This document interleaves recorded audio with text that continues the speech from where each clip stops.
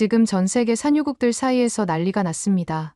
세계 최대 석유 강국들이 모인 국제에너지 포럼에서 미국 국방부의 자문위원을 겸하고 있는 하버드 출신의 교수가 갑자기 기름 한 방울 안 나는 한국이야말로 진짜 석유 수출 강국이 되었다는 충격적인 발언을 내뱉었기 때문인데요.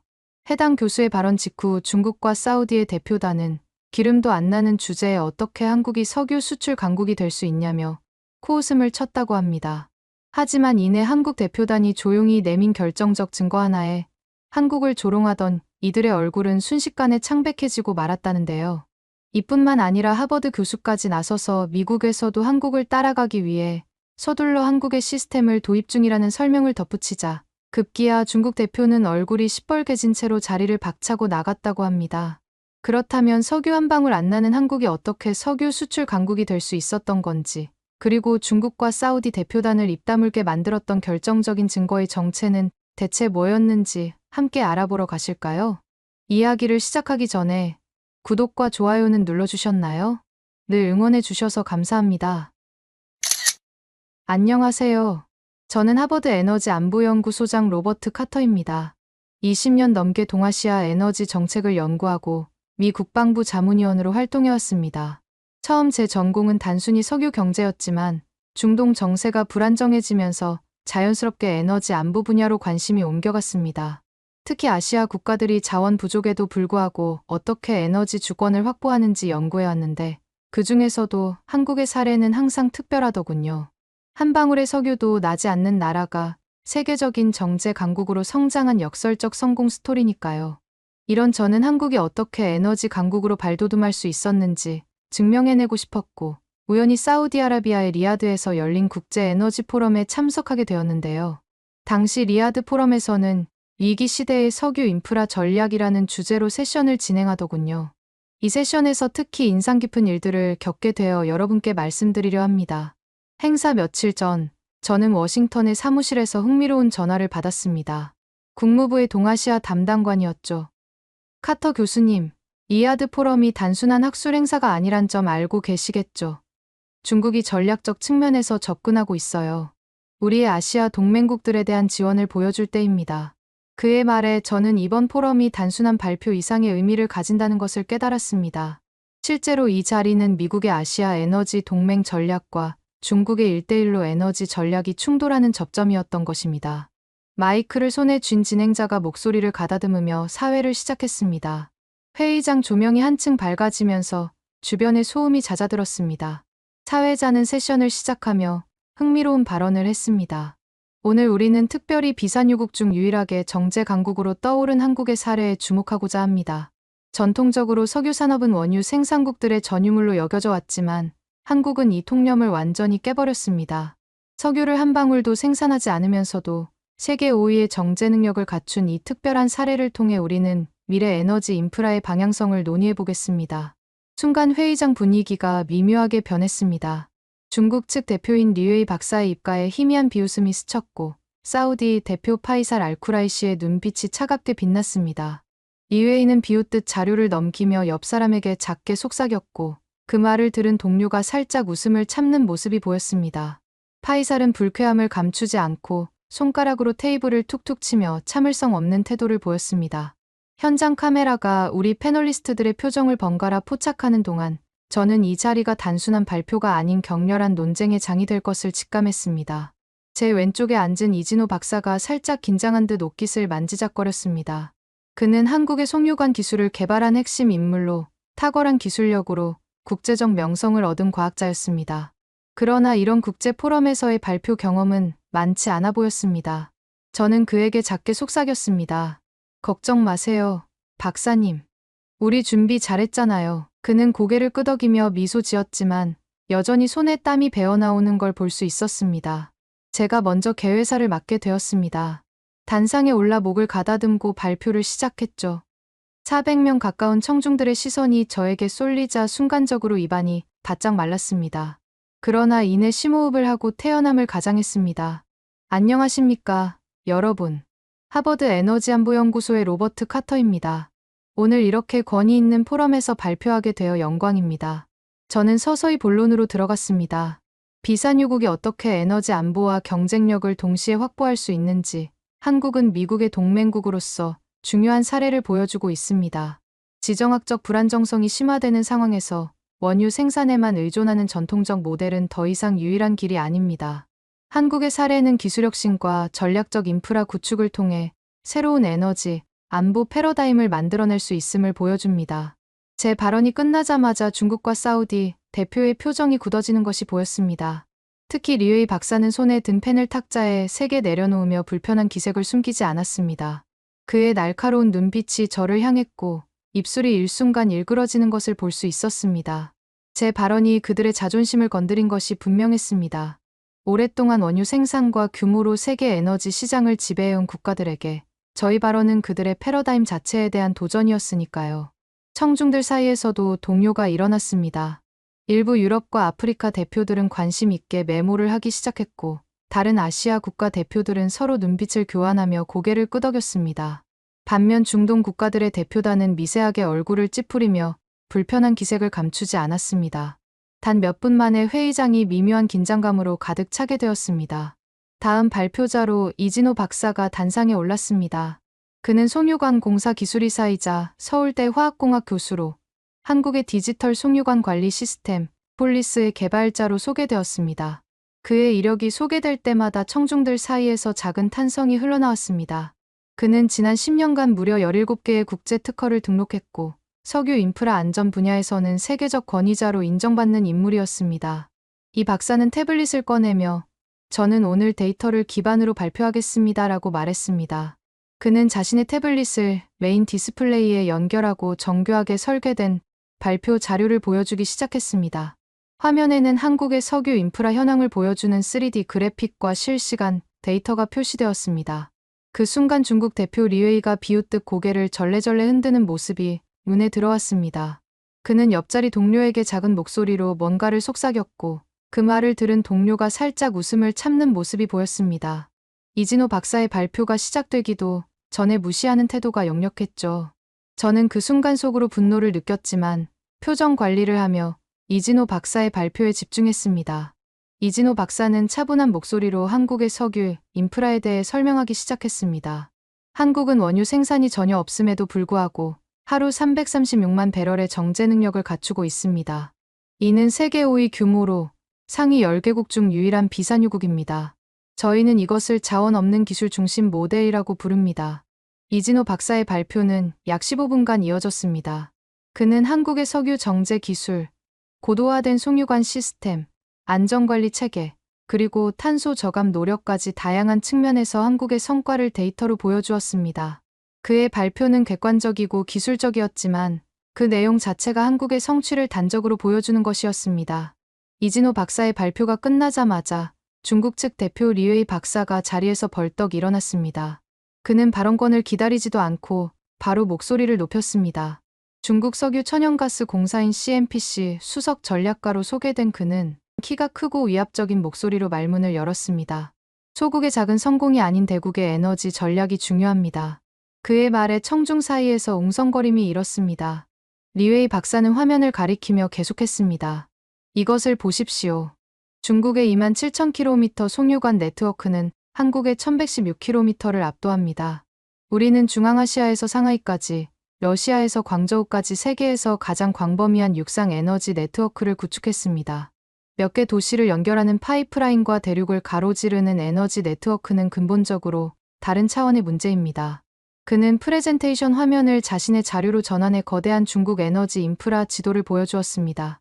붉은색 선으로 표시된 송유관과 가스관이 중국 전역을 거미줄처럼 뒤덮고 있었고 그 옆에 한국의 작은 네트워크가 비교되어 있었습니다. 크기 차이는 확실히 압도적이었습니다. 그러다 갑자기 그의 목소리 톤이 바뀌더니 도발적인 발언을 내뱉었습니다. 한국은 전쟁이 일어나면 해상봉쇄로 고립될 취약한 반도국가입니다. 중국의 육상 네트워크는 어떤 해상 봉쇄에도 영향을 받지 않습니다. 이것이 진정한 에너지 안보의 차이입니다. 순간 회의장이 얼어붙었습니다. 외교적 수위를 넘은 발언에 사회자도 당황한 기색이 역력했습니다. 그는 목을 가다듬으며 네, 흥미로운 관점입니다만 이라고 중재하려 했지만 이미 분위기는 냉랭하게 변해 있었습니다. 일부 참석자들은 불편한 듯 자리에서 몸을 비틀었고 다른 이들은 의미심장한 눈빛을 교환했습니다. 저와 이진호 박사는 서로 눈빛을 교환했습니다. 이 논의가 기술적 측면을 넘어 지정학적인 도발로 번지고 있다는 것을 직감했죠. 제 심장이 빠르게 뛰기 시작했습니다. 이것은 단순한 토론이 아닌 미중 에너지 패권 경쟁의 축소판이었습니다. 회의장 전체가 긴장감으로 가득 찼고 모든 시선이 저희와 중국 대표 사이를 오갔습니다. 장내가 차가운 긴장감으로 가득 찬 그 순간 사우디 대표 파이살 알쿠라이시가 천천히 일어서며 말을 이었습니다. 아람코 수석 부사장인 그는 값비싼 금장식 안경을 살짝 고쳤으며 부드러운 미소를 지었습니다. 그의 차분한 목소리는 겉으로는 온화해 보였지만 그 미소 뒤에 숨겨진 날카로움이 느껴졌습니다. 원유 없는 정제는 사막에 물 없는 오아시스와 같습니다. 그의 비유는 부드럽게 들렸지만 사실상 한국의 석유, 정제 산업 전체를 부정하는 발언이었습니다. 아무리 훌륭한 정제 기술과 운영 시스템을 갖추었다 해도 원유 공급이 불안정하면 그것은 모래성에 불과합니다. 사우디아라비아는 세계 최대 산유국으로서 안정적인 원유 공급을 통해 글로벌 에너지 안보의 근간을 유지하고 있습니다. 파이살은 슬라이드를 넘기며 사우디의 원유 생산량과 동서 파이프라인의 전략적 중요성을 강조했습니다. 그는 특히 페르시아만과 홍해를 연결하는 1200km 길이의 동서 파이프라인이 어떻게 호르무즈 해협 봉쇄에도 원유를 안정적으로 수출할 수 있게 해주는지 자랑했습니다. 그러다 갑자기 목소리를 높였습니다. 모든 정제 기술은 원유 생산국에서 개발되어야 합니다. 이것이 자연스러운 순서입니다. 원유 생산국이 정제 기술까지 통합적으로 발전시키는 것이 가장 효율적이고 안전한 에너지 시스템입니다. 그의 말은 기술 종속성을 암시하는 것이었고 저는 이것이 단순한 기술 논쟁이 아닌 에너지 패권에 관한 명백한 도전임을 깨달았습니다. 파이살이 말을 이어가는 동안 그의 등 뒤 대형 화면에는 사우디의 거대한 유전과 최첨단 송유관 시설이 교대로 나타났습니다. 값비싼 홍보 영상이 분명했고 시각적인 압도감이 느껴졌습니다. 청중들 중 일부는 감탄하는 표정이었고 특히 개발도상국 대표들은 부러움이 역력한 시선으로 영상을 바라보고 있었습니다. 저와 이진호 박사는 다시 한번 의미심장한 눈빛을 교환했습니다. 이제 맞대응할 때가 왔다는 신호였습니다. 저는 주최 측에게 다음 발언권을 요청하려 했지만 사회자는 먼저 이진호 박사에게 기회를 주었습니다. 한국 측의 반박 의견을 들어보도록 하겠습니다. 이진호 박사가 다시 일어섰습니다. 그의 얼굴은 침착했지만 눈빛에서 결연함이 느껴졌습니다. 그는 태블릿을 다시 켜며 청중을 향해 몸을 돌렸습니다. 오늘 우리가 논의하는 것은 단순한 규모의 경쟁이 아닙니다. 에너지 인프라의 질적 우수성과 효율성에 관한 문제입니다. 그는 잠시 목을 가다듬고 계속 말을 이어갔습니다. 석유 한 방울 나지 않는 나라가 세계 5위 정제 능력, 석유 제품 수출 6위, 항공유 세계 1위 수출국이 된 사례는 역사상 유례가 없습니다. 그가 화면에 띄운 데이터는 명확했습니다. 한국의 하루 336만 배럴 정제 능력은 세계 상위 10개국 중 유일한 비산유국으로서 기록한 성과였습니다. 무슨 의미인지 구체적으로 설명드리겠습니다. 이진호 박사는 청중들의 이해를 돕기 위해 비유를 들었습니다. 하루 336만 배럴이라는 것은 올림픽 수영장 약 250개를 매일 채울 수 있는 양입니다. 이를 통해 한국은 국내 수요를 충족시키는 것은 물론 매년 약 5억 배럴의 석유를 73개국에 수출하고 있습니다. 그는 세계 지도를 화면에 띄우고 한국에서 수출하는 국가들을 붉은색으로 강조해 보여주었습니다. 아시아, 중동, 유럽, 아프리카까지 넓게 펼쳐진 붉은 점들이 한국의 글로벌 영향력을 시각적으로 보여주었습니다. 이는 단순한 우연이 아닙니다. 철저한 기술 개발과 전략적 인프라 구축의 결과입니다. 이진호 박사는 자신감 넘치는 목소리로 계속했습니다. 우리는 원유를 수입하고 정제에 부가가치를 더한 제품을 수출하는 가치증폭 모델을 완성했습니다. 이를 통해 2023년에는 원유 수입액의 58%를 석유 제품 수출로 회수했습니다. 그의 말에 청중 중 몇몇이 고개를 끄덕이기 시작했습니다. 특히 그가 제시한 부가가치 창출 효과에 관한 데이터는 인상적이었습니다. 원유를 난방유, 선박유, 항공유 등 다양한 제품으로 변환하는 과정에서 발생하는 경제적 가치를 구체적인 수치로 보여주었고 이를 국가 GDP 기여도와 연결시켰습니다. 일부 경제학자들이 메모를 하며 관심을 보였습니다. 저는 그의 자부심 넘치는 발언에 매심 뿌듯함을 느꼈습니다. 20년간 한국의 에너지 정책을 연구해온 제게 이 순간은 동맹국의 성과를 지켜야 하는 사명감마저 느껴지는 순간이었습니다. 특히 한국이 독자적인 기술력으로 이룬 성취가 중국이나 사우디와 같은 전통적인 에너지 강국에 의해 폄하되는 것을 보는 것은 불편했습니다. 그러나 중국 대표 리웨이는 비웃음을 감추지 않았습니다. 그는 손가락으로 테이블을 가볍게 두드리며 뭔가 기다리는 듯한 태도였습니다. 이진호 박사가 발표를 마치자마자 그는 즉시 손을 들고 발언권을 요청했습니다. 사회자가 고개를 끄덕이자 그는 서둘러 자리에서 일어났습니다.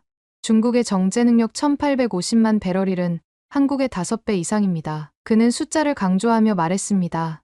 이것은 마치 자전거와 기차를 비교하는 것과 같습니다. 규모의 차이가 너무 크지요. 그의 말에 청중들 사이에서 동조하는 박수가 터져 나왔습니다. 주로 중동과 아프리카 대표들이었습니다. 리웨이의 표정에서 승리감이 느껴졌습니다. 그는 편안한 태도로 여유롭게 말을 이어갔습니다. 물론 한국의 기술력은 존중합니다. 하지만 현실적으로 생각해 봅시다. 중국이 수출 쿼터를 확대하면 한국 정유사들은 아시아 시장에서 밀려날 수밖에 없습니다. 그러면서 그는 최근 베트남 시장에서 한국의 점유율이 급감했다는 데이터를 제시했습니다. 화면에는 2022년부터 2024년까지 베트남 시장에서 한국과 중국의 석유 제품 점유율 변화를 보여주는 그래프가 나타났습니다. 중국의 선이 가파르게 상승하는 동안 한국의 선은 뚜렷하게 하락하고 있었습니다. 이것은 시작에 불과합니다. 리웨이는 자신감 넘치는 목소리로 말했습니다. 중국은 1대1로 주도권을 통해 아시아 전역의 인프라를 확장하고 있습니다. 우리의 정제 제품은 육로로 직접 이웃 국가들에 공급될 수 있습니다. 해상 운송과 관련된 불확실성 없이 말이죠. 사우디 대표 파이살이 고개를 끄덕이며 리웨이의 말에 동조했습니다. 중국의 분석이 정확합니다. 대규모 내수 시장을 가진 국가가 장기적으로 유리한 것은 당연합니다. 다른 중동 국가 대표들도 동조하는 표정을 지었습니다. 쿠웨이트, UAE, 카타르의 대표들이 서로 고개를 끄덕이며 지지를 표시했습니다. 회의장 분위기가 완전히 변했습니다. 처음에는 한국의 독특한 성공 사례에 관심을 보이던 청중들이 이제는 대국의 규모와 영향력에 압도된 듯했습니다. 저와 이진호 박사는 소수 의견으로 고립된 듯했습니다. 청중들의 시선은 대부분 중국과 사우디 대표에게 쏠려 있었습니다. 제 목에서 식은땀이 흘러내렸습니다. 이대로 물러설 수는 없었습니다. 모든 준비와 연구가 물거품이 될 위기였습니다. 저는 천천히 자리에서 일어났습니다. 청중들의 시선이 저에게 향했습니다. 저는 목소리에 힘을 싣기 위해 잠시 숨을 고르고 말을 시작했습니다. 중국의 규모는 인정합니다. 그러나 정제 효율성에서 한국이 월등합니다. 제 말에 리웨이가 코웃음을 쳤지만 저는 개의치 않고 계속했습니다. 미국도 한국의 정제 효율성에 주목하고 있습니다. 단순히 얼마나 많은 원유를 처리할 수 있느냐가 아니라 얼마나 효율적으로 고부가 가치 제품을 생산해내느냐가 중요합니다. 저는 천천히 리모컨을 들어 화면을 전환했습니다. 효율성을 측정하는 가장 객관적인 지표를 소개해 드리겠습니다. 화면에는 넬슨 복잡도 지수라는 제목과 함께 각국 정유사들의 수치 비교표가 나타났습니다. 넬슨 복잡도 지수란 정유 설비의 기술적 고도와 수준을 나타내는 지표입니다. 쉽게 말해 같은 원유에서 얼마나 다양하고 가치 있는 제품을 뽑아낼 수 있는지 보여줍니다. 저는 청중들이 이해하기 쉽도록 비유를 들었습니다. 요리로 비유하자면 같은 재료로 얼마나 다양하고 맛있는 요리를 만들어낼 수 있는지를 측정하는 것과 같습니다. 저는 준비해온 데이터를 꺼내며 자신있게 발표했습니다. 제가 미 에너지부와 함께 연구한 데이터에 따르면 한국 정유사사의 넬슨 복잡도 지수가 중국 평균보다 30% 높습니다. 실제로 SK 울산 공장은 넬슨 지수 8.8로 아시아에서 가장 복잡한 정유시설 중 하나입니다. 청중 사이에서 놀라는 기색이 감지됐습니다. 특히 기술 배경을 가진 참가자들 사이에서 작은 소음이 일어났습니다. 그들에게 넬슨 지수의 의미는 분명했습니다. 이는 정유 산업에서 기술력과 수익성을 직접적으로 나타내는 핵심 지표였기 때문입니다. 한국은 기술로, 중국은 양으로 승부하고 있습니다. 제 발언에 리웨이의 얼굴이 붉어졌습니다. 저는 그의 반응을 보며 더욱 날카롭게 공격했습니다. 중국은 수많은 노후 티팟 정유소를 유지하고 있습니다. 티팟이란 말 그대로 작은 주전자 같은 소규모 정유시설을 의미합니다. 이들은 대부분 환경 규제를 제대로 준수하지 않고 저급 석유 제품을 생산합니다. 그리고 계속해서 도전적인 발언을 이어갔습니다. 더구나 중국의 정유산업은 정부 통제로 시장 대응력이 떨어집니다. 세계 석유 시장의 변동성에 유연하게 대응하지 못하고 수급 상황에 따라 신속히 생산 방향을 전환하는 능력이 부족합니다. 자유시장 원리를 강조하며 중국 모델의 근본적 결함을 지적했을 때 청중들 사이에서 작은 동요가 일어났습니다. 일부 서구 국가 대표들이 고개를 끄덕이는 것이 보였습니다. 특히 유럽 국가들의 에너지 장관들이 서로 눈빛을 교환하며 관심을 보였습니다. 리웨이의 표정이 점점 더 굳어갔습니다. 그는 조급해 보였고 자료를 뒤적이며 반박할 내용을 찾는 듯했습니다. 제 지적이 그의 아킬레스건을 건드린 것 같았습니다. 티팟 정유소 문제는 중국 내부에서도 논란이 되어온 주제였기 때문입니다.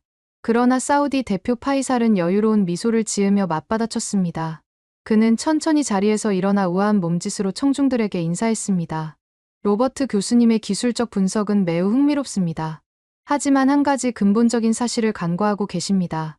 그는 잠시 말을 멈추고 청중들을 둘러보았습니다. 그의 표정에는 여유와 자신감이 넘쳤습니다. 한국의 모든 성공은 중동산 원유, 안정 공급에 기반합니다. 그의 냉정한 지적에 청중들이 다시 고개를 끄덕였습니다. 파이살은 슬라이드를 넘기며 한국의 원유 수입 현황을 보여주었습니다. 한국의 중동 원유 의존도는 72%입니다. 그 중에서도 사우디산 원유는 한국 전체 수입량의 약 30%를 차지합니다. 이는 결코 우연이 아닙니다. 사우디 원유는 한국의 고도화된 정제 설비에 가장 적합한 품질을 갖추고 있기 때문입니다. 그는 또 다른 슬라이드로 넘어갔습니다. 더 나아가 아람코는 S오일의 지분 63%를 소유하고 있습니다. 이는 단순한 투자가 아닌 전략적 파트너십입니다. 우리는 한국의 정제 능력을 높이 평가하기에 대규모 자본을 투자해왔습니다. 그의 말투는 부드러웠지만 그 안에 담긴 메시지는 분명했습니다. 기술이 아닌 자본이 한국 정제 산업의 기반입니다. 원유 없이는 아무리 뛰어난 정제 기술도 무용지물입니다. 파이살의 발언은 계속됐습니다. 그의 목소리가 갑자기 더 진지해졌습니다. 지정학적 갈등으로 호르무즈 해협이 봉쇄되면 한국의 정유 산업은 10일 내에 마비될 것입니다. 이것이 비산유국이 갖는 근본적인 취약성입니다. 그는 세계 지도를 화면에 띄우고 중동에서 한국으로 이어지는 해상 수송로를 빨간색으로 표시했습니다. 호르무즈 해협, 말라카 해협 등 주요 병목 지점을 강조하며 이 지점들이 얼마나 쉽게 차단될 수 있는지 설명했습니다.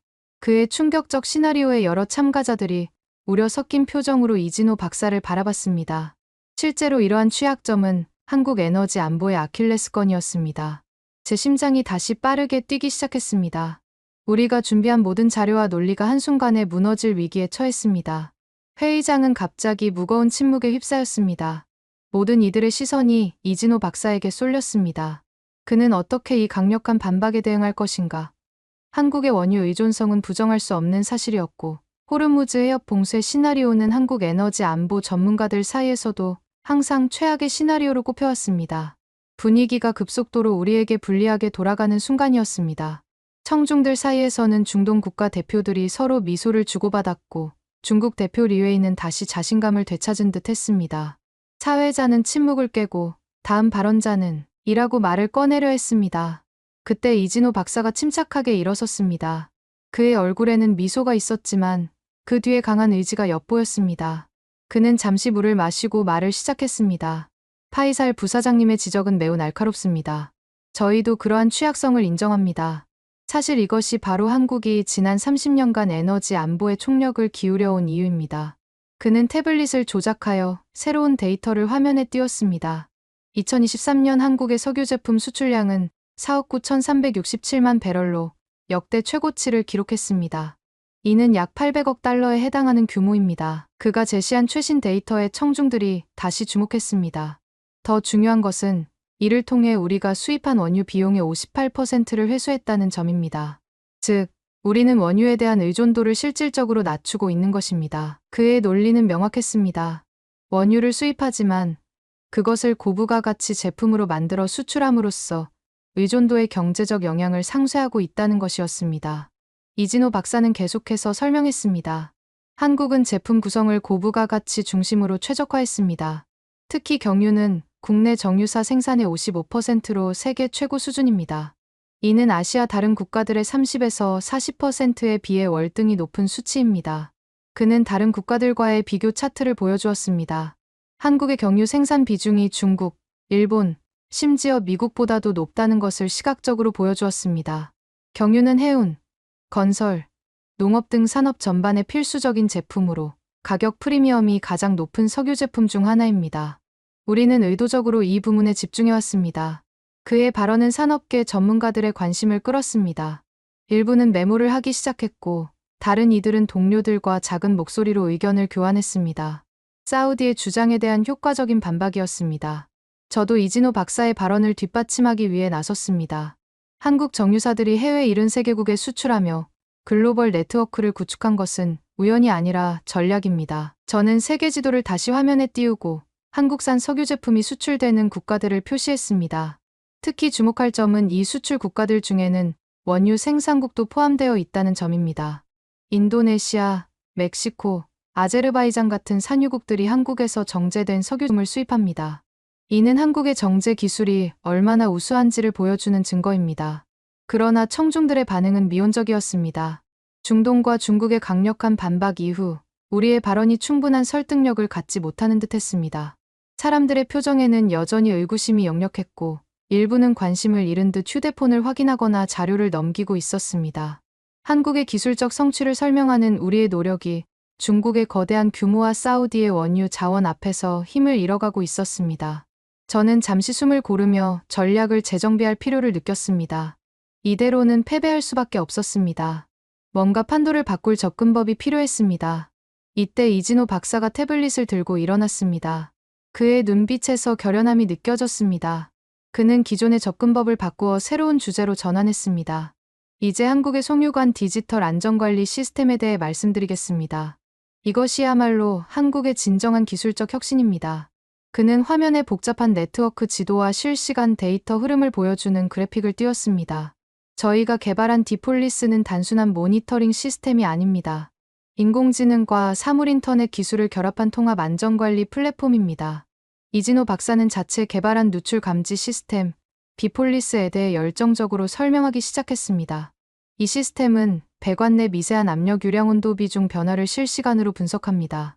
5mB의 압력 변화, 0.1도의 온도 변화까지 감지할 수 있죠. 그는 실제 작동 화면을 시연했습니다. 복잡한 그래프와 수치들이 실시간으로 변화하는 모습이 보였고, 인공지능이 이상 징후를 자동으로 감지하고 경고하는 과정을 보여주었습니다. 이것은 마치 송유관의 24시간 건강검진과 같습니다. 인간의 혈압, 체온, 맥박을 지속적으로 모니터링하는 것처럼 파이프라인의 모든 생체 신호를 계속 확인하는 것입니다. 그의 설명은 기술적이었지만 쉬운 비유를 통해 청중들이 이해하기 쉽게 풀어냈습니다. 많은 사람들이 고개를 끄덕이며 관심을 보였습니다. 특히 유럽과 북미의 기술 전문가들이 진지한 표정으로 메모를 하기 시작했습니다. 이진호 박사는 데이터를 제시했습니다. 2017년에서 2019년 연평균 4.7건이던 사고 및 도난이 2020년에서 2022년 연평균 1.5건으로 감소했습니다. 67%의 사고 감소율은 획기적인 성과입니다. 그는 그래프와 도표를 통해 이 수치가 어떤 의미인지 설명했습니다. 실제 사례를 들어보겠습니다. 그는 2022년 충남 서산에서 발생한 도유 범죄 사건을 소개했습니다. 범죄자들이 송유관을 말 그대로 드릴링하여 기름을 훔치려 했습니다. 그러나 디폴리스가 미세한 압력 변화를 즉시 감지했고 10분 만에 현장에 출동한 보안팀이 범인들을 체포할 수 있었습니다. 그는 계속해서 관로 전 구간에 설치된 CCTV와 특수 내부 검사 장비로 부식균열을 매년 점검하는 시스템의 철저함을 설명했습니다. 우리는 직경 600m의 파이프 내부에 들어가 0.1m의 균열까지 감지할 수 있는 스마트 피그라는 장비를 개발했습니다. 이는 인간의 머리카락 굵기보다 작은 균열까지 찾아낼 수 있는 정밀도입니다. 그의 발표에 일부 청중들이 관심을 보이기 시작했습니다. 특히 기술 배경을 가진 참가자들은 이러한 혁신에 감탄하는 기색이 역력했습니다. 사우디 대표단 중에서도 몇몇 기술자들이 서로 눈빛을 교환하며 작은 목소리로 의견을 나누는 것이 보였습니다. 그때 중국 대표 리웨이가 손을 들어 발언을 차단했습니다. 리웨이는 잠시 기다리고 있다가 사회자가 발언권을 주자 즉시 자리에서 일어났습니다. 그의 목소리에는 경멸이 배어 있었습니다. 기술적 세부사항은 인상적이지만 근본적인 문제를 회피하고 있습니다. 리웨이는 다시 한반도 지도를 화면에 띄웠습니다. 한국의 송유관은 북한과의 군사적 충돌 시 즉시 무력화될 수밖에 없는 취약한 인프라입니다. 얼마나 정교한 모니터링 시스템이 있든 전쟁이 발발하면 소용없는 기술입니다. 그의 갑작스러운 발언에 회의장이 다시 긴장감으로 가득 찼습니다. 특히 군사 및 안보 배경을 가진 참가자들이 긴장한 표정으로 귀를 기울였습니다. 이회의는 대형 스크린에 한반도 지도와 송유관 노선을 표시하며 계속했습니다. 한국의 좁은 국토와 인구 밀집 지역을 관통하는 송유관은 단 한 번의 타격으로 전체 에너지 공급망이 마비될 수 있습니다. 서울에서 부산까지 불과 300km 거리의 주요 송유관이 모두 집중되어 있습니다. 이것이 바로 전략적 취약점입니다. 그는 이제 지도 위에 가상의 타격 지점들을 빨간색으로 표시했습니다. 단 3번의 타격만으로 한국의 석유 공급망 전체를 무력화할 수 있습니다. 이런 곳에 첨단 모니터링 시스템을 갖추었다 한들 무슨 소용이 있겠습니까? 그의 발언은 기술적 논의를 넘어 군사전략적 차원으로 토론을 끌어올렸습니다. 군사전략적 관점에서 볼 때 한국의 송유관 시스템은 자랑할 만한 것이 아닌 전략적 약점입니다. 반면 중국의 광대한 영토에 분산된 파이프라인은 일부가 파괴되어도 전체 시스템이 계속 작동할 수 있습니다. 리웨이의 이 말에 여러 나라 대표들이 수긍하는 모습을 보였습니다. 특히 군사 배경을 가진 참석자들이 고개를 끄덕이는 것이 보였습니다. 러시아와 이란 대표단은 서로 눈빛을 교환하며 중국의 분석에 동조하는 기색이었습니다. 저는 소나귀에 힘이 들어가는 것을 느꼈습니다. 이것은 단순한 기술 논쟁이 아니라 한미 동맹의 안보 역량 자체에 대한 도전이었습니다. 더구나 리웨이의 군사적 분석은 상당히 정확한 측면이 있었습니다. 한국의 지리적 특성상 송유관 네트워크가 집중된 것은 사실이었고, 이는 실제로 군사 전략가들이 우려하는 취약점이었습니다. 회의장은 무거운 침묵에 휩싸였습니다. 모든 이들이 이진호 박사의 반응을 기다리고 있었습니다. 이진호 박사는 잠시 생각에 잠긴 듯했지만 곧 침착하게 대응했습니다. 군사적 취약성은 한국만의 문제가 아니라 모든 에너지 인프라의 공통 과제입니다. 이진호 박사는 차분한 목소리로 시작했습니다. 실제로 이라크 전쟁, 리비아 내전, 예멘 내전에서 보았듯이 어떤 국가의 에너지 인프라도 공격에 취약하다는 것은 부정할 수 없는 사실입니다. 그러나 그의 냉정한 응수에도 청중들의 반응은 미지근했습니다. 중국의 군사적 분석이 너무나 강력했고 한국의 지리적 취약성은 명백해 보였습니다. 이진호 박사가 송유관의 지하 매설 깊이와 블록 밸브 시스템을 설명하려 했지만 중국과 사우디 대표의 빈정거림에 그의 발언은 중단되었습니다. 이회의는 작게 비웃으며 지하 매설이 지상 포격을 막을 수 있다고 생각하십니까? 조롱했고 파이살은 기술적 세부 사항보다 전략적 현실을 직시해야 합니다라고 말했습니다. 두 사람의 발언에 일부 청중들이 웃음을 참지 못하는 모습이 보였습니다. 저는 이진호 박사를 지원하기 위해 일어섰지만 사회자가 갑자기 끼어들었습니다. 흥미로운 지정학적 관점이군요. 이제 다음 주제로 넘어가 보겠습니다. 그는 중국 측 주장을 은근히 지지하면서 새로운 토론 주제를 제안했습니다. 저는 속으로 분노를 느꼈습니다. 사회자마저 중립을 잃고 있었습니다. 알고 보니 이 포럼의 주요 스폰서 중 하나가 중국석 유천연가스공사였고 사회자는 중동 출신의 에너지 컨설턴트였습니다. 구조적으로 불리한 상황이었습니다. 이대로 물러설 수는 없었습니다. 저는 단호하게 손을 들고 발언권을 요청했습니다. 잠시만요, 사회자님. 지금 제기된 안보 문제에 대해 응답할 기회가 필요합니다. 이것은 매우 중요한 논점입니다. 사회자는 불편한 표정을 지었지만 청중들 사이에서 동의하는 목소리가 들려오자 마지못해 고개를 끄덕였습니다. 네, 카터 교수님. 짧게 말씀해 주십시오. 저는 자리에서 일어나 단호한 목소리로 말했습니다. 리웨이 박사님께서 군사적 취약성에 관해 말씀하셨는데 그렇다면 반대로 묻겠습니다. 중국의 송유관이 과연 안전하다고 할 수 있을까요? 저는 화면을 전환하여 중국 서부 지역의 송유관 지도를 보여주었습니다. 신장과 티베트 지역을 통과하는 중국의 주요 파이프라인들은 분리주의 운동이 활발한 지역을 관통합니다. 실제로 지난 10년간 이 지역에서 여러 차례 송유관 공격 시도가 있었습니다. 리웨이의 표정이 굳어졌습니다. 그는 자리에서 일어나 항의하려 했지만 저는 말을 멈추지 않았습니다. 더구나 중국의 해안 지역 정유시설들은 대만 해협에서 분쟁 발생 시 매우 취약합니다. 상하이, 닝보, 광저우의 주요 정유시설들은 모두 해안에서 30km 이내에 위치해 있습니다. 제 반격에 청중들이 흥미롭다는 표정을 지었습니다. 리웨이는 얼굴이 붉어지며 이는 중국 내정을 간섭하는 발언입니다. 고 항의했지만 이미 저희 지적은 청중들에게 전달되었습니다. 저는 침착하게 계속했습니다. 군사적 취약성은 모든 국가의 공통 문제입니다. 중요한 것은 그 취약성을 어떻게 관리하느냐 하는 것입니다. 그런 측면에서 한국의 접근법은 주목할 만합니다. 리웨이는 더 이상 참지 못하고 다시 발언권을 요청했습니다. 사회자가 고개를 끄덕이자 리웨이는 서둘러 자리에서 일어났습니다. 그의 목소리에는 분노가 느껴졌습니다. 중국의 원유 2.7만 킬로미터, 천연가스 7.6만 킬로미터 파이프라인 네트워크는 작은 국가의 소규모 시스템보다 대규모 통합 관리가 중요하다는 것을 보여줍니다. 그는 다소 주제에서 벗어난 발언을 시작했습니다. 우리의 규모는 어떤 부분적 공격도 전체 시스템에 심각한 영향을 미치지 못하게 만듭니다. 그러면서 갑자기 그는 한국의 디폴리스 시스템이 중국의 기술을 모방했다는 근거 없는 의혹을 제기했습니다. 사실 한국의 소위 혁신적인 시스템은 우리가 10년 전부터 개발해온 기술을 차용한 것에 불과합니다. 그의 발언에 이진호 박사가 화색을 띄우며 일어섰습니다. 그것은 사실이 아닙니다.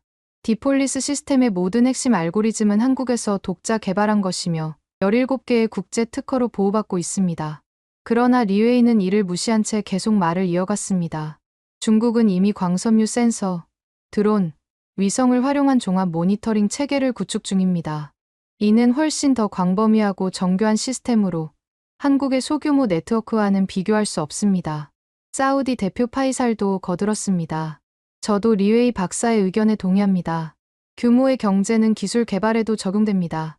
대규모 네트워크를 관리하는 경험은 더 많은 데이터, 더 많은 시나리오, 더 많은 학습 기회를 제공합니다. 그들의 연합 공세에 저와 이진호 박사는 점점 고립되는 느낌이었습니다. 청중들의 시선에서 한미 측에 대한 의구심이 느껴졌습니다. 지금까지의 토론이 우리에게 불리하게 흘러가고 있었습니다. 우리는 기술적 우수성을 강조했지만 중국과 사우디는 규모와 자원의 우위를 통해 그것을 무력화하고 있었습니다. 이 상황에서 침묵은 패배를 의미했습니다. 저는 더 이상 외교적 수사에 얽매일 필요가 없다고 판단했습니다. 손에 쥐고 있던 펜을 내려놓고 단호한 어조로 말을 시작했습니다. 미 국방부 자문위원으로서 말씀드리겠습니다. 한국의 디폴리스는 미국 파이프라인 업계에서도 벤치마킹하는 혁신 시스템입니다. 저는 자신있게 발언했습니다. 실제로 미국 에너지부는 2년 전부터 이 기술을 미국 송유관 네트워크에 적용하기 위한 타당성 연구를 진행하고 있습니다. 제 발언에 리웨이의 얼굴이 굳어졌습니다. 미국이 공식적으로 한국의 기술을 인정한다는 사실은 중국의 주장을 약화시키는 강력한 반증이었습니다. 저는 계속해서 공격적으로 밀어붙였습니다. 규모보다 중요한 것은 단위 길이당 사고율입니다. 무작정 긴 파이프라인을 자랑할 것이 아니라 얼마나 안전하게 운영하는지가 중요합니다. 그리고 결정타를 날렸습니다. 중국의 2013년 칭다오 송유관 폭발 사고로 62명이 사망했습니다. 이는 세계 최대 규모의 파이프라인이 반드시 가장 안전하다는 의미가 아님을 보여주는 사례입니다. 저는 화면에 칭다오 사고 현장의 위성 사진과 폭발로 인해 생긴 거대한 구덩이를 보여주었습니다. 이 사고는 송유관 누출이 8시간 동안이나 발견되지 않아 발생했습니다. 만약 한국의 디폴리스와 같은 실시간 모니터링 시스템이 있었다면 예방할 수 있었을 비극입니다. 리웨이의 얼굴이 창백해졌습니다. 칭다오 사고는 중국 내에서도 큰 충격을 주었던 사건으로 많은 사람들이 알고 있는 민감한 주제였습니다. 청중 사이에서 작은 동요가 일어났습니다. 일부 참석자들은 놀란 표정으로 서로를 바라보았고 다른 이들은 새롭게 관심을 보이기 시작했습니다. 저는 힘을 받아 계속했습니다. 한국은 적은 자원으로 최대 효율을 내는 최적화의 교과서적 사례이며 미국도 배울 점이 많습니다. 이것이 바로 미국이 한국과의 에너지 동맹을 중요시하는 이유입니다. 저는 중국과 사우디를 정면으로 바라보며 도전적으로 말했습니다. 규모와 자원만이 에너지 안보의 전부가 아닙니다. 효율과 혁신이 더 중요합니다. 그러나 사회자는 즉시 개입했습니다. 이념적 발언은 자제해 주시길 바랍니다. 우리는 기술적 측면에 집중해야 합니다. 그의 중단 요청은 명백히 편파적이었습니다. 방금 전 중국과 사우디의 정치적 발언에는 아무런 제지를 하지 않았으면서 제 발언은 즉시 차단한 것입니다. 청중 중 일부에서 불만의 소리가 들려왔습니다. 특히 미국과 유럽 대표단에서 사회자의 불공정한 태도에 항의하는 표정들이 보였습니다. 그러나 사회자는 이를 무시하고 다음 발언자를 소개했습니다. 사우디 대표 파이살이 상황을 주도하려는 듯 일어났습니다. 그는 여유로운 미소를 지으며 천천히 말을 시작했습니다. 기술 경쟁은 흥미롭지만 결국 중요한 것은 실제 성능입니다. 아람코가 최근 도입한 분산형 광섬유, 센싱인 DFOS 기술은 미터 단위로 정확한 위치를 찾아내는 우수성을 갖고 있습니다. 그는 슬라이드를 넘기며 사우디의 최첨단 모니터링 시스템을 보여주었습니다. 우리의 DFO 기술은 파이프라인 전체 길이의 광섬유, 케이블을 설치하여 온도, 진동, 압력 변화를 실시간으로 감지합니다. 이는 마치 파이프라인에 신경계를 씹는 것과 같습니다. 파이살은 1200km에 달하는 동서 원유 파이프라인의 감시에 드론, 위성 등 첨단 기술을 총동원하고 있다고 자랑했습니다. 우리는 매일 100대 이상의 드론과 3개의 전용 위성을 통해 파이프라인을 감시합니다. 인공지능이 이 모든 데이터를 분석하여 이상 징후를 즉시 알려줍니다. 사우디의 기술력 자랑에 청중들 중 일부가 감탄하는 표정을 지었습니다. 특히 중동과 아프리카 국가들의 대표들이 관심을 보였고 몇몇은 메모를 하기 시작했습니다. 파이살은 말을 이어갔습니다. 한국은 자본력과 원유 확보 측면에서 사우디에 의존할 수밖에 없습니다. 물론 한국의 기술력은 존중합니다만 기술은 결국 자원과 자본의 뒷받침이 있어야 가치가 있는 것입니다. 그의 말에 일부 중동 대표들의 동조하는 박수가 이어졌습니다. 회의장의 분위기는 압도적으로 우리에게 불리했습니다. 사우디와 중국이 번갈아 가며 공세를 펼치는 동안 저와 이진호 박사는 점점 더 수세에 몰리고 있었습니다. 저는 이대로 물러날 수 없다는 강한 의지를 느꼈습니다. 이것은 단순한 토론이 아닌 에너지 안보와 미래 시장에 관한 결정적 순간이었습니다. 사회자가 새로운 주제로 넘어가려 할 때 저는 단호하게 손을 들고 발언권을 요청했습니다. 환경적 측면에서 한 가지 중요한 지적을 하고 싶습니다. 제 말에 사회자는 잠시 망설이다가 고개를 끄덕였습니다. 환경 문제는 피할 수 없는 중요한 주제였습니다. 이진호 박사가 즉시 화면을 전환하여 새로운 데이터를 제시했습니다. 송유관으로 석유 1톤을 1km 운송할 때 배출되는 CO2는 선박 수송의 0.001% 수준입니다. 그의 충격적인 데이터 제시에 청중들의 시선이 집중되었습니다. 이것이 무슨 의미인지 구체적으로 설명드리겠습니다. 이진호 박사는 비교 차트를 보여주었습니다. 파이프라인으로 석유를 수송하면 같은 양을 트럭으로 운송할 때보다 87%, 철도로 운송할 때보다 37%, 선박으로 운송할 때보다 20% 적은 온실가스를 배출합니다. 이어서 그는 더욱 구체적인 비율을 사용했습니다. 2022년 수도권의 송유관으로 공급된 석유 제품 모두 선박으로 수송했다면 여의도 면적의 30년생 소나무숲 570개가 추가로 필요할 만큼 탄소가 배출되었을 것입니다. 그의 설명에 환경 문제에 관심 있는 참가자들이 주목하기 시작했습니다. 특히 유럽 국가들의 대표들이 이 데이터에 깊은 관심을 보였습니다. 프랑스와 독일의 에너지 장관들이 서로 눈빛을 교환하며 메모를 하는 모습이 보였습니다. 이진호 박사는 계속해서 설명했습니다. 더구나 송유관은 기상 조건에 관계없이 24시간 운영됩니다. 태풍이나 폭설로 도로와 해상 운송이 중단되어도 송유관은 일정한 속도로 계속 석유 제품을 수송합니다. 저도 이 기회를 놓치지 않고 가세했습니다. 에너지 전환 시대에도 기존 인프라의 친환경 운영은 필수입니다. 당장 화석연료를 없앨 수는 없지만 최대한 환경 영향을 줄이는 것이 중요합니다. 한국 모델이 탄소 중립에 기여한다는 제 주장에 일부 유럽 대표들이 처음으로 관심을 보였습니다. 유럽연합의 에너지 커미셔너가 손을 들어 질문했습니다. 한국의 송유관 시스템이 재생에너지 전환 계획과 어떻게 조화를 이루는지 궁금합니다. 장기적인 비전이 있습니까? 이진호 박사가 즉시 답변했습니다. 우리는 현재 송유관 인프라를 미래 수소 운송에 활용하는 방안을 연구 중입니다. 일부 구간은 바이오 연료 운송으로 전환할 계획도 있습니다. 인프라의 재활용은 자원 효율성 측면에서도 중요합니다. 이 대화에 청중들이 더욱 관심을 보였습니다. 드디어 우리에게 유리한 국면이 열리기 시작한 것 같았습니다.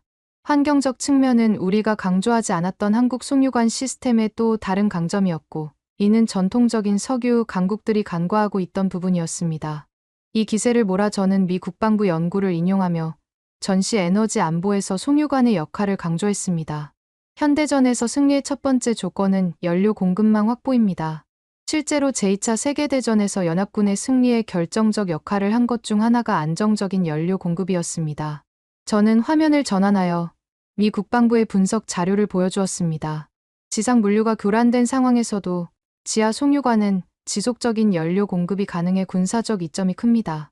이것은 현대 전쟁에서 결정적인 요소입니다. 저는 계속해서 한미 동맹의 전략적 시각을 강조했습니다. 전쟁 시 도로는 군대 이동에, 송유관은 연료 운송에 집중하는 이원화 전략이 한국, 미국 동맹의 강점입니다. 이러한 전략적 사고는 단순한 길이나 규모로 평가할 수 없는 것입니다. 제 발언에 몇몇 군사 전문가들이 고개를 끄덕이는 것이 보였습니다. 특히 나토 관계자들이 관심을 보이며 메모를 하기 시작했습니다. 분위기가 조금씩 반전되기 시작했습니다. 환경과 군사적 측면에서의 우리 주장이 청중들에게 새로운 관점을 제공하고 있었습니다. 그러나 중국 대표 리웨이는 쉽게 물러서지 않았습니다. 그는 공격적인 어조로 반박했습니다. 환경과 군사 이야기는 좋습니다만 현실을 직시해야 합니다. 한국은 해상 수송로에 80% 이상 의존하는 취약성을 갖고 있습니다. 그는 세계 지도를 화면에 띄우고 해상 수송로를 강조했습니다. 한국에 도착하는 원유는 모두 이 해상 루트를 통과합니다. 유사시 봉쇄 가능성이 매우 높습니다. 그의 말에 청중들 사이에서 다시 동의하는 반응이 뚜렷해졌습니다. 이것은 부정하기 어려운 사실이었고 많은 전략 전문가들이 고개를 끄덕였습니다. 한국이 섬과 같은 지정학적 위치에 있다는 것은 명백한 약점이었습니다. 리웨이는 자신감 넘치는 태도로 계속했습니다. 중국이 러시아, 중앙아시아, 미얀마 등과 연결한 대륙 횡단 파이프라인은 말라카 해협 봉쇄와 같은 해상 위협에서 자유롭습니다. 우리는 육로를 통해 원유와 가스를 수입할 수 있는 유일한 동아시아 강국입니다. 그는 중앙아시아에서 중국으로 이어지는 파이프라인 네트워크를 화면에 강조하여 보여주었습니다. 이 파이프라인은 어떤 해군력으로도 차단할 수 없습니다. 바다와 달리 육지는 우리의 주권이 완전하게 미치는 곳입니다. 그러면서 도발적인 언급을 이어갔습니다. 바다는 전시의 가장 위험한 지역입니다. 역사적으로 해상 봉쇄는 가장 효과적인 전략 중 하나였습니다. 한국과 같은 반도 국가는 이러한 취약성을 결코 극복할 수 없습니다. 놀랍게도 사회자마저 흥미로운 지적이라며 중국 측에 동조하는 발언을 했습니다. 리웨이 박사의 지정학적 분석은 매우 날카롭습니다. 해상이존형 에너지 구조의 취약성은 많은 국가들이 고민하는 문제입니다. 이제 분위기가 다시 우리에게 불리하게 돌아가고 있었습니다. 청중들의 표정에서 중국과 사우디의 주장에 설득당하는 기색이 역력했습니다. 특히 개발도상국 대표들은 대국의 힘과 자원에 압도된 듯했습니다. 이진호 박사는 한국 송유관의 이중화 설계와 비상대응 체계를 설명하려 했지만 사우디 대표가 즉시 끼어들었습니다. 기술적 세부사항보다 전략적 현실을 논하자는 겁니다. 아무리 정교한 설계도 원유 자체가 없으면 소용없습니다. 그의 발언은 사실상 이진호 박사의 발표를 중단시키려는 시도였습니다. 사회자도 미세하게 고개를 끄덕이며 사우디 대표의 주장에 동조하는 모습을 보였습니다. 이진호 박사가 영남라인과 호남라인의 복선화 설계를 강조하려 했지만 중국 대표 리웨이가 장난감 같은 규모라며 비웃듯 끼어들었습니다. 몇백 킬로미터의 파이프라인을 복선화했다고 자랑하시는 겁니까? 중국은 수천 킬로미터의 파이프라인을 여러 개 보유하고 있습니다. 회의장의 긴장감이 고조되었습니다. 이제는 토론이 아닌 노골적인 조롱과 무시의 분위기가 형성되고 있었습니다. 몇몇 청중들은 불편한 기색을 감추지 못했고 다른 이들은 점차 관심을 잃어가는 듯했습니다. 저는 이진호 박사를 지원하려 했지만 사회자가 시간 제약상 다음 주제로 넘어가자고 제안하며 우리의 핵심 반박 기회를 차단했습니다. 이제 에너지 위기 시나리오에 대해 논의해 보겠습니다. 각국이 중동 분쟁으로 인한 석유 공급 중단에 어떻게 대응할 것인지 의견을 나눠주시기 바랍니다. 상황이 점점 더 불리해졌습니다. 저와 이진호 박사는 초조한 눈빛을 교환했습니다. 이대로 회의가 끝난다면 우리는 완전한 패배를 인정하는 셈이었습니다. 모든 준비와 연구가 물거품이 될 위기였습니다. 회의장의 분위기도 침체되어 갔고 일부 참석자들은 이미 다음 일정을 확인하거나 휴대폰을 확인하기 시작했습니다. 그때 포럼 사회자가 예상치 못한 주제를 던졌습니다. 중동 분쟁으로 인한 석유 공급 중단 시나리오에 대해 각국의 대응 방안을 논의해 보겠습니다. 특히 호르무즈 해협이 봉쇄되었을 때 각국은 어떻게 대응할 수 있을까요? 이 질문은 우연히도 우리에게 새로운 기회를 제공했습니다. 한국의 에너지 안보 전략과 비상 대응 체계를 설명할 수 있는 완벽한 기회였습니다. 저는 이 기회를 놓치지 않았습니다. 즉시 손을 들어 발언권을 얻었습니다. 공급 차질 시 한국이 일본 시장에 석유 제품을 공급한 2023년 사례를 말씀드리겠습니다. 저는 자신감 있게 시작했습니다. 지난해 일본 정유사들의 설비 문제로 인해 휘발유 공급이 부족해졌을 때 한국은 즉시 주변국 지원에 나섰습니다. 제 발언에 중국 대표 리웨이의 얼굴이 굳어졌습니다. 일본은 중국의 주요 경쟁국이었고 한국이 일본의 에너지 안보를 지원했다는 사실은 중국에게 불편한 진실이었습니다. 특히 이것이 단순한 주장이 아니라 실제 사례라는 점이 그를 더욱 불편하게 만든 것 같았습니다. 저는 화면에 통계 자료를 보여주었습니다. 2023년 1월부터 8월까지 한국의 대일본 휘발유 수출액이 14억 4,643만 달러로 전년도 전체 규모를 넘어 사상 최대치를 기록했습니다. 이는 한국이 위기시 지역 에너지 안보에 기여할 수 있는 능력을 보여주는 사례입니다. 청중들 사이에서 작은 동요가 일어났습니다. 일본 대표단이 고개를 끄덕이며 사실을 확인해 주었고 다른 아시아 국가들도 관심을 보이기 시작했습니다. 이것은 이론이 아닌 실제 사례였고 그 영향력이 달랐습니다. 이진호 박사도 가세했습니다. 한국은 113일분 비축유를 갖추고 있으며 2022년 우크라이나 전쟁 시 IEA 협조하에 344만 배럴 방출에 동참했습니다. 그는 화면에 한국의 비축유 저장시설 현황과 분포도를 보여주었습니다. 우리의 비축유 시스템은 전국에 분산되어 있어 어느 한 지역이 피해를 입어도 전체 시스템은 계속 기능할 수 있습니다. 더구나 정부와 민간이 공동으로 비축 시스템을 운영하여 더욱 탄력적인 대응이 가능합니다. 그의 발언에 사우디 대표 파이살이 불편한 기색을 드러냈습니다. 그가 제시한 호르무즈 해협 봉쇄 시나리오에 대한 한국의 대비책이 생각보다 탄탄하다는 사실이 드러난 셈이었습니다. 그는 불안한 듯 자료를 뒤적이며 반박 지점을 찾으려 했습니다. 저는 이 기회를 놓치지 않고 계속 밀어붙였습니다. 비축유뿐만 아니라 한국은 정제 제품 포트폴리오를 전략적으로 다변화하고 있습니다.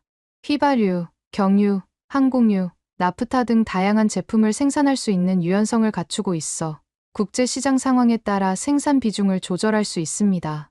청중들 중 일부가 메모를 하기 시작했고 특히 에너지 안보에 관심 있는 국가들의 대표들이 주목하는 모습이 보였습니다. 우리의 발언이 드디어 영향력을 발휘하기 시작했습니다. 이제 제가 결정적인 카드를 꺼낼 때가 왔다고 판단했습니다.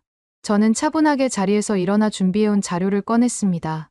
한국 정유사들의 넬슨 복잡도 지수가 중국 평균보다 30% 높다는 최신 연구 데이터를 공개하겠습니다. 이는 제가 하버드 에너지안보연구소에서 직접 참여한 연구 결과였습니다.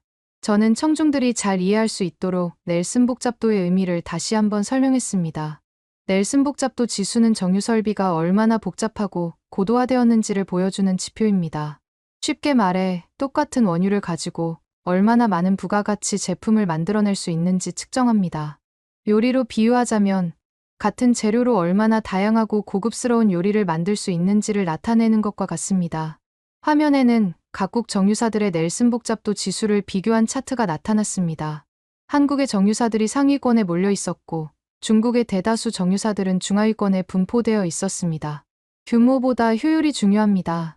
같은 양의 원유로 더 많은 가치를 창출하는 것, 그것이 바로 한국 모델의 핵심입니다. 그리고 제가 예상했던 대로 중국의 환경 취약성을 지적했습니다. 중국의 티팟 정유소들이 대기오염과 낭비를 초래한다는 환경 데이터가 있습니다. 베이징 대학의 연구에 따르면 중국 내 소규모 정유소들의 대기오염 물질 배출량은 대형 정유공장의 3배에 달합니다.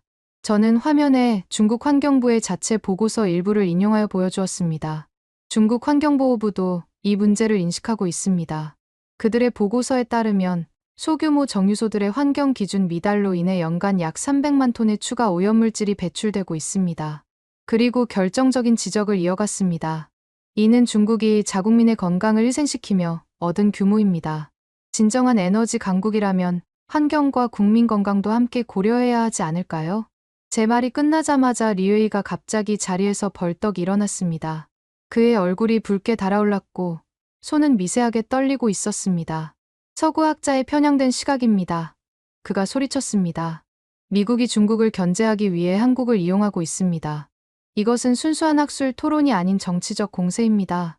그의 음모론적 발언에 회의장의 긴장감이 최고조에 달했습니다. 일부 참가자들은 당혹스러운 표정을 감추지 못했고 다른 이들은 갑작스러운 감정 표출에 놀란 눈치였습니다. 중국 대표단의 다른 구성원들도 불편한 기색을 감추지 못했습니다.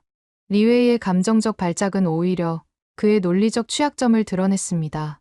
사실에 기반한 반박 대신 정치적 음모론을 꺼내든 것은 그가 더 이상 기술적 논쟁에서 이길 수 없다는 것을 인정한 셈이었습니다. 사회자도 당황한 기색이 역력했습니다. 그는 급히 물을 마시며 상황을 진정시키려 했습니다.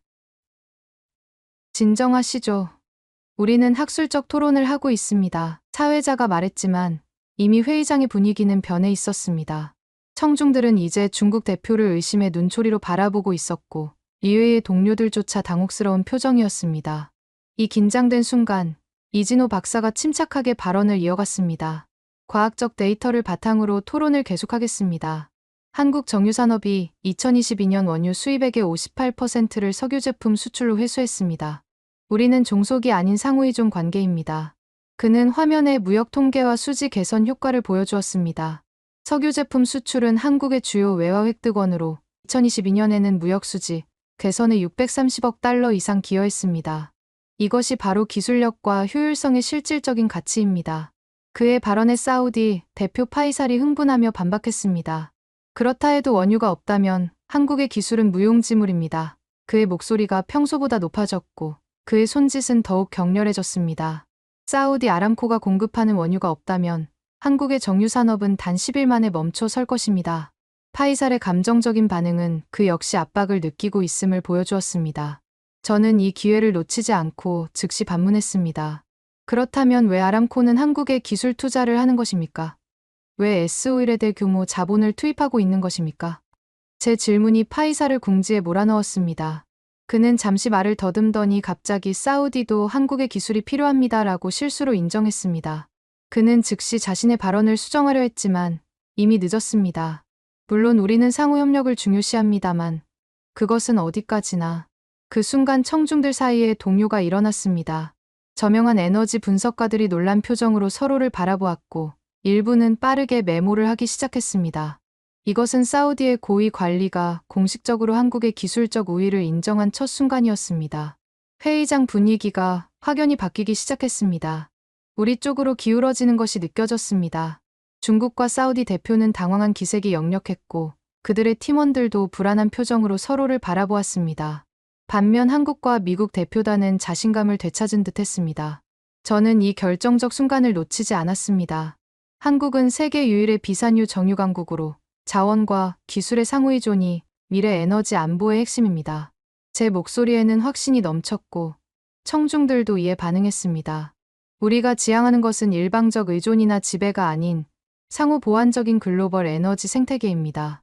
제 메시지가 청중들에게 확실히 전달되고 있다고 느꼈습니다. 특히 중소국가 대표들이 공감하는 표정으로 고개를 끄덕이는 것이 보였습니다. 그들에게 한국의 모델은 자국의 상황과 더 유사하게 느껴졌을 것입니다. 이진호 박사도 이 기회를 활용했습니다. 그는 자리에서 일어나 태블릿을 조작했습니다. 실제 시스템의 작동 방식을 보여드리겠습니다. 그는 한국 송유관 네트워크의 3D 시뮬레이션을 화면에 띄웠습니다. 놀랍게도 그것은 단순한 지도가 아닌 실시간 작동하는 시뮬레이션이었습니다.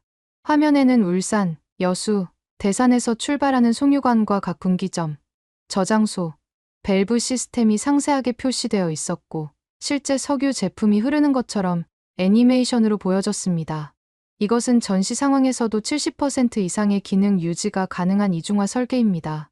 이진호 박사는 시뮬레이션에서 몇 개의 지점이 빨간색으로 변하면서 파괴되는 상황을 보여주었습니다. 이런 상황에서도 우리의 시스템은 계속 작동합니다. 실제로 시뮬레이션에서 몇몇 주요 노드가 파괴되었음에도 석유 제품은 우회 경로를 따라 계속 흘러갔습니다. 이것은 매우 인상적인 시연이었고 그동안 의구심을 가졌던 전문가들도 이 시연에 감탄하는 표정이었습니다. 우리는 단순히 물리적 인프라만 이중화한 것이 아닙니다. 이진호 박사가 새로운 슬라이드를 보여주었습니다. 한국의 송유관 주요 지점에는 첨단 IT 기반의 통합 관제 시스템과 전문 보안 인력이 전략적으로 배치되어 있습니다. 전국 24시간 관제센터에서 실시간으로 송유관 상태를 모니터링하고 유사시에는 경찰, 소방, 군 등 유관기관과 신속하게 공조해 핵심 인프라를 보호할 수 있는 체계를 갖추고 있죠. 이진호 박사는 지도 위에 주요 보안 지점들을 표시했습니다. 우리는 매년 송유관 보호 특수훈련을 실시하고 있으며 이 예비군들은 일반 예비군과 달리 최신 장비와 기술을 갖추고 있습니다.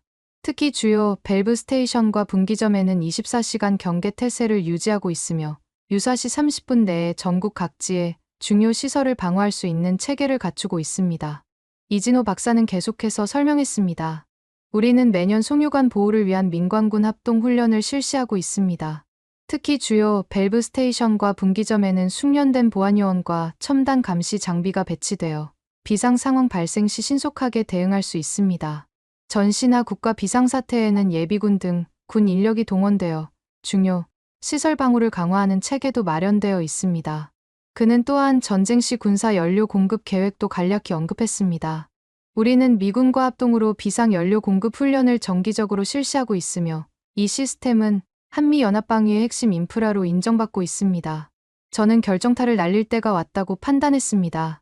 한국의 디폴리스 시스템은 미국 국방부에서도 벤치마킹하는 기술입니다. 실제로 미국의 콜로니얼 파이프라인 해킹 사태 이후 미 에너지부는 한국의 보안 시스템을 연구하기 시작했습니다. 제가 이 말을 하자 청중들의 시선이 완전히 바뀌었습니다. 미국이 한국의 기술을 배우고 있다는 사실은 그 기술의 우수성을 증명하는 결정적인 증거였습니다. 중국과 사우디 대표는 이제 완전히 고립된 모습이었습니다. 이웨이는 불안한 표정으로 자료를 정리하기 시작했고 파이살은 무언가 말하려 했지만 더 이상 설득력 있는 반박을 찾지 못하는 듯했습니다. 회의장의 분위기는 완전히 바뀌었습니다. 처음에는 무관심하거나 의구심이 있던 청중들이 이제는 한국과 미국의 발표에 집중하고 있었습니다. 특히 개발도상국 대표들은 큰 관심을 보이며 질문을 준비하는 듯했습니다. 사회자가 마무리 발언을 요청했습니다. 각 패널리스트들에게 마지막 발언 기회를 드리겠습니다. 먼저 한국 측부터 시작해 주시겠습니까? 이진호 박사가 자리에서 일어났습니다. 그의 얼굴에는 이제 자신감 넘치는 미소가 있었습니다. 오늘 토론을 통해 우리는 규모와 자원만이 에너지 안보의 전부가 아니라는 것을 보여드렸습니다. 기술, 효율성, 그리고 혁신이 더 중요합니다.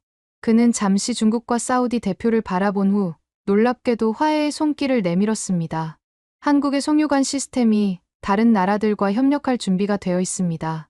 우리는 중국, 사우디를 포함한 모든 국가들과 기술 협력을 할 의향이 있습니다. 함께 더 안전하고, 더 효율적이고, 더 친환경적인 석유 인프라를 만들어 나갈 수 있을 것입니다. 그의 관대한 제안에 청중들이 호응했습니다. 많은 사람들이 박수를 치기 시작했고, 심지어 중국과 사우디 대표단 중 일부도 미세하게 고개를 끄덕이는 모습이 보였습니다.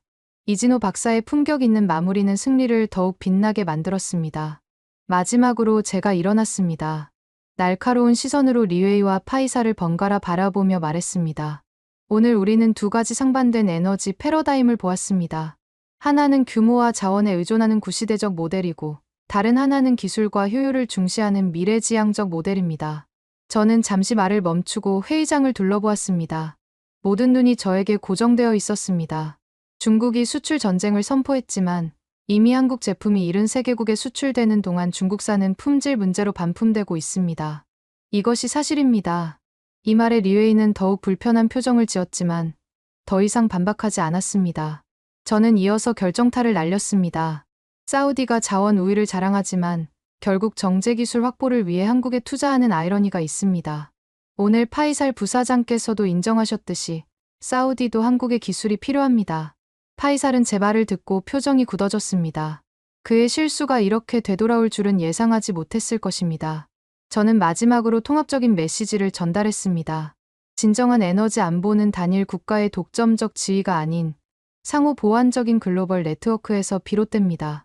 한미 에너지 동맹이 보여주듯이 기술과 자원의 결합은 모두에게 이익이 되는 윈윈 모델을 만들어낼 수 있습니다. 청중들 사이에서 웃음과 박수가 터져나왔습니다. 저의 마지막 메시지는 단순한 승리 선언이 아닌 미래를 향한 건설적인 제안이었고 그것이 사람들의 마음을 움직인 것 같았습니다. 이웨이의 얼굴이 붉어져 자료를 정리하기 바빴고 파이살은 불편한 표정으로 자리를 박차고 나가려다 주최 측의 만류로 억지로 남았습니다. 그들의 굴욕적인 모습이 현장 카메라에 포착되었고 일부 언론인들이 이 장면을 놓치지 않고 촬영하고 있었습니다. 사회자는 미소를 지으며 세션을 마무리했습니다. 오늘의 명확한 승자는 기술과 효율성입니다. 규모와 자원만으로는 미래 에너지 안보를 보장할 수 없다는 것이 증명되었습니다. 그의 말은 한미 측의 승리를 암시하는 것이었습니다. 이번 세션이 모든 참가자들에게 새로운 시각을 제공했기를 바랍니다. 급변하는 글로벌 에너지 환경에서 우리는 과거의 패러다임을 넘어 새로운 협력 모델을 모색해야 할 것입니다. 사회자의 마무리 발언에 청중들이 큰 박수를 보냈습니다. 회의장에서 나오면서 많은 대표들이 저와 이진호 박사에게 축하 인사를 건넸습니다. 특히 아시아와 유럽의 중소국가 대표들이 우리에게 접근의 추가 정보와 협력 가능성에 대해 문의했습니다. 회의장 로비에서 이스라엘의 에너지 장관이 저희에게 다가왔습니다. 카터 교수님, 이진호 박사님, 오늘 발표는 정말 인상적이었습니다.